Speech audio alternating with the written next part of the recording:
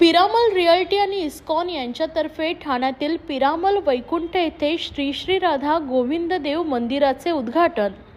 International society for Krishna कॉन्शियसनेसच्या नवीन श्री श्री राधा गोविंद देव मंदिराच्या भव्य उद्घाटनाचे साक्षीदार होण्याचा अनुभव 17 मार्च 2024 रोजी ठाणेकर वासियांना मिळाला आहे. पिरामल समूहाची रिअल इस्टेट शाखा असलेल्या पिरामल रिअल्टीच्या सहकार्यानं हे मंदिर उभारण्यात आलं आहे. ठाण्यातील पिरामल वैकुंठ निवासी संकुलात सुमारे 4000 चौरस फूट क्षेत्रात हा मंदिर परिसर आहे. या सहयोगातून समकालीन जीवनशैलींसह अध्यात्माचे सुसंवादी मिश्रण दिसून येते आणि चांगले राहा चांगले काम करा याप्रती असलेली पिरामल समूहाची बांधिलकी प्रतिबिंबित होते.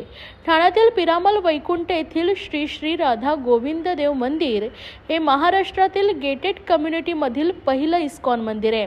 हा उद्घाटन समारंभ इस्कॉनच्या नियामक मंडळाचे आयुक्त परमपूज्य राधानाथ स्वामी, इस्कॉनच्या नियामक मंडळाचे आयुक्त एच.जी. गौरांगदास, पिरामल एंटरप्राइजेस लिमिटेडचे अध्यक्ष अजय पिरामल, पिरामल ग्रुपच्या उपाध्यक्षा डॉक्टर स्वाती पिरामल आणि पिरामल कुटुंब यांच्या उपस्थितीत पार पडला आहे.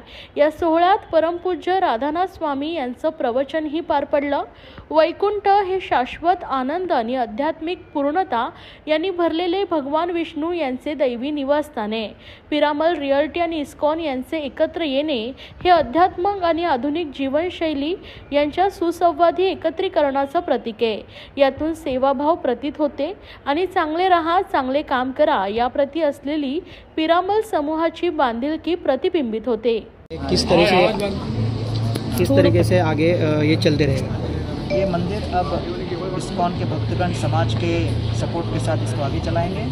यहाँ पर गीता, भागवतम, रामायण, महाभारत इसको लेकर बच्चों के लिए, युवाओं के लिए, परिवारों के लिए संस्कार और शिक्षा हर प्रकार से यहाँ पर ज्ञान का वितरण होगा और आध्यात्मिक रूप से लोगों के अंदर परिवर्तन लाने के लिए महामंत्र का कीर्तन और हर प्रकार से लोगों को ज्ञान भी दिया जाएगा. प्रभु जी, मंदिर निर्माण का काम कितने दिनों में पूरा हुआ?